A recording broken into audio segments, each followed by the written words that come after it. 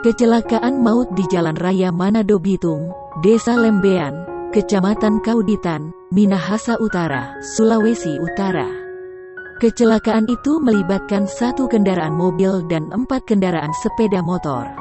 Kecelakaan maut tersebut mengakibatkan 2 orang meninggal di tempat kejadian. Telah terjadi kecelakaan 4 unit sepeda motor dan 1 unit mobil di Jalan Raya Manado Bitung, Desa Lembean, Kecamatan Kauditan, Minahasa Utara, Sulawesi Utara, Sulut pada Minggu tanggal 10 Oktober tahun 2021 pagi pukul 5 WITA.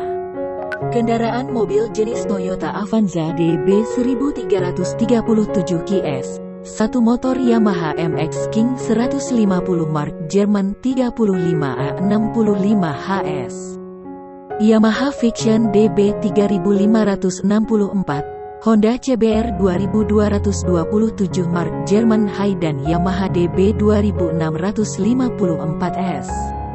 Diketahui info sementara dari warga korban ada 6 orang dan 2 sudah dinyatakan meninggal dunia. Namun, diduga akibat benturan yang sangat kencang 1 korban terlempar ke dalam lahan warga dan ditemukan 2 jam kemudian.